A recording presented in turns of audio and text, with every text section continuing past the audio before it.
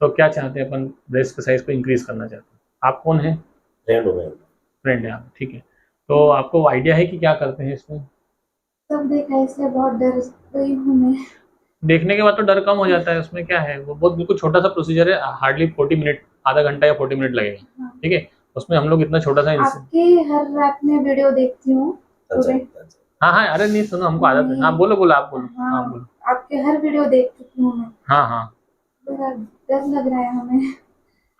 डर क्या, किस चीज का डर लग रहा है? वो मतलब वो दर्द होगा। और ऑपरेशन कभी पहले कभी कुछ मतलब किया ही नहीं है, दादा ये भी नहीं किया। सलाइन भी कभी लगाया नहीं आज तक, तो डर लग रहा है मुझे बहुत। अच्छा अच्छा, सुनो, आपको कोई उसमें डरने का जरूरत नहीं। पहली चीज तो है ना, बहुत छोटा सा प्रोसीजर है, मतलब बहुत सिंपल और छोटा सा प्रोसीजर है। उसमें आपको टोटल मिला के सिर्फ हाथ में जो इंजेक्शन लगता है ना, बस वही एक प्रोसीजर है, समझ लो आपको। उसके बाद आपको उसके अलावा कुछ भी पता नहीं चलता है। मतलब एक बार अपन ने जो इंजेक्शन दे दिया, वो जो पेन हुआ वही एकमात्र पेन होगा, पहले और बाद में सब में। अरे नहीं, बहुत, वो तो बच्चे लोगों को भी लगाते हैं। अभी देखना, एक बच्चा आएगा 3 साल का, उसको भी इंजेक्शन लगाना है, सर्जरी उसकी। तो बस एक ही जो नस है, इसमें एक इंजेक्शन लगेगा।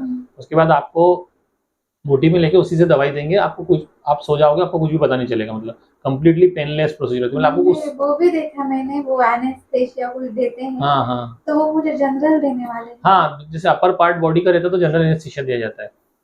तो जनरल एनेस्थेसिया तो सबसे अच्छा रहता है, उसमें कोई निडल निडल प्रिक नहीं करना पड़ता कुछ आपको। कहीं पे जैसे स्पाइनल में तो प्रिक करना पड़ता पीठ में, इसमें कोई दर्द, मतलब सिर्फ हाथ में जो इंजेक्शन लगाए ना, टोटल मिला के वही होता है। एक बार वो लग गया, आप ऐसे रिलैक्स रहो, ऐसे टेंशन करने का, आप सोचो नॉर्मल अपन कोई दूसरी दुकान पे या शॉप पे या घूमने आए, इस तरह से सोचो। उसको ऐसा हॉस्पिटल जैसा मत फील लाओ दिमाग में, है ना, क्योंकि आपको आपको मेन कंसर्न दर्द का है, तो दर्द नहीं होगा, है ना, पूरी तरह से सुरक्षित है।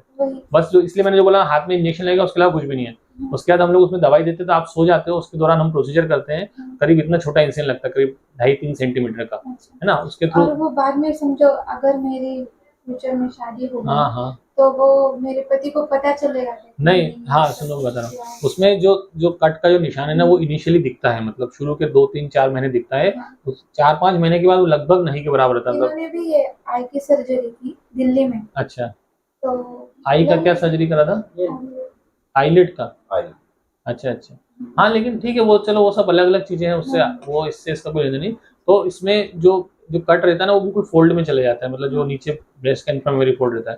तो शुरू में भले आप जब ब्रेस्ट को ऊपर करोगे शुरू में, तो दिखेगा एक लाइन, लेकिन लॉन्ग टर्म में कुछ नहीं दिखता, मतलब और हल्का सा ऐसे लाइन जैसा दिखता है। वो नॉर्मल भी ऐसा फोल्ड रहता है कई लोगों को, जैसे ब्रेस्ट का फोल्ड वहाँ पे बनता है, तो वो लाइन ऐसे भी बनती है। मतलब जाते जाते जाएगा क्या? चले जाता है, मतलब जैसे कभी 5-10% रह भी जाता है, तो उसमें जिस व्यक्ति को नॉलेज हो कि वो इम्प्लांट है तो ही समझ में आता है। जैसे जिसको, जैसे हमको कोई बताएगा तो हम समझ जाएंगे, लेकिन कोई सामान्य आदमी नहीं समझ पाता है कि उसमें मतलब निशान था। और उसके लिए कुछ एंटी स्कार ऑइंटमेंट रहते हैं, उससे अपने को उसको मसाज करना रहता है, तो वो निशान बहुत कम हो जाता है। और सर्जरी के बाद भी कोई ऐसा पेन वेन नहीं होता है, मतलब जैसे कि थोड़ा सा हेवीनेस लगेगा शुरू में, जैसे मतलब थोड़ा हेवीनेस लगता है, मान लो कि 4-5 दिन तक लगता है कुछ है, तो उसके लिए अपन मतलब पेन तो नहीं होता ना, बस हेवीनेस। हाँ, हेवीनेस, सुनो, थोड़ा डिस्कम्फर्ट होगा, मतलब आप उसको पेन समझ लो, कुछ भी समझ लो, लेकिन हम लोग पेशेंट को सेम डे डिस्चार्ज कर देते हैं, तो उससे आप समझ लो कि कितना पेन होता है। अगर सेम डे अपन डिस्चार्ज हो रहा है, पेशेंट चल के जा रहा है, बस से जा रहा है, ट्रेन से जा रहा है, तो मतलब वो टॉलरेबल होता होगा तभी जा सकता है। फिर आपको उसके लिए एंटीबायोटिक लेना पड़ती है, दर्द की दवाई, स्वेलिंग की दवाई, वो सब लेना पड़ता है। आपको वापस कब जाना है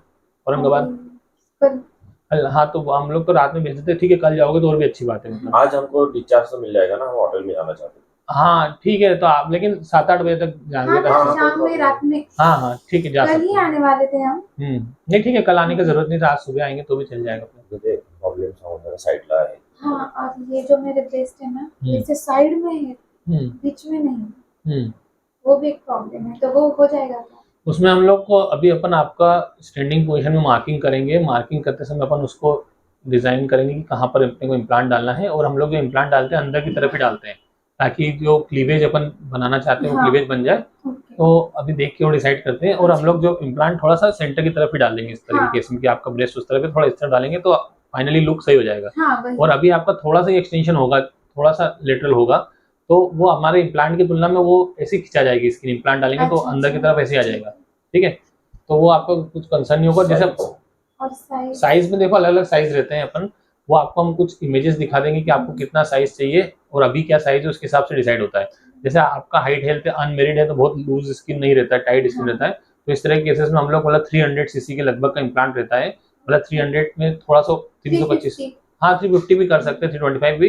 वो डिपेंड करता है कि जैसे किसी का बिल्कुल फ्लैट चेस्ट है तो उसमें बहुत बड़ा नहीं डाल सकते, अगर थोड़ा सा ब्रेस्ट है तो उसमें थोड़ा सा स्किन रहता है तो उसमें डल जाता है, 350 भी डल जाएगा, ठीक है। अब बहुत बड़ा भी डाल दो ना तो फिर वो अलग से नहीं, ऊपर से गंदा दिखता है वो नहीं। और मतलब वो बाहर से भी दिखता है, फिर नहीं, अपने को नहीं, पूरे बड़ा टाइम उसको संभाल के रखो, अच्छा नहीं लगता, मतलब साइकोलॉजिकली हाँ। सोशली अच्छा नहीं लगता। और एक पूछना था कि उसमें जैसे एक वीडियो देखा था हमने, तो उसमें ऐसा डायमीटर अलग अलग साइज के, तो ऐसे भी रहता है क्या? हाँ, उसमें बेस का डायमीटर रहता है, जो इम्प्लांट है ना उसका बेस का डायमीटर रहता है, तो पेशेंट के चेस्ट के हिसाब से हम लोग डिसाइड करते हैं। अच्छा, जैसे कि इसका चेस्ट ज्यादा चौड़ा नहीं है, मतलब अगर अपने ब्रॉड बेस वाला लगा दिया तो वो आपस में दोनों टकरा जाएंगे, मतलब बेस उनका मिल जाएगा। तो अपने को एक हम लोग जो मार्किंग करते हैं ना उसमें बेस का डायमीटर डिसाइड करते हैं कि इतने बेस का चाहिए, उससे ज्यादा का नहीं होना चाहिए। ज्यादा कर दो तो फिर वो लेटरली भी बाहर दिखने लगता है, अंदर की तरफ कर दो दोनों आपस में टकराने लगते हैं। तो अपने को एक ऑप्टिमम चाहिए, इनका बहुत ज्यादा चेस्ट का सर्कमफेरेंस नहीं है ना, मतलब चेस्ट बहुत चौड़ा नहीं है, तो इनके हिसाब से जो होगा वो अपन आपको भी दिखा देंगे, हम लोग उस हिसाब से कर लेंगे, ठीक है। तो आप पहली चीज तो डरो मत, मतलब डरने का उसमें कुछ भी नहीं है।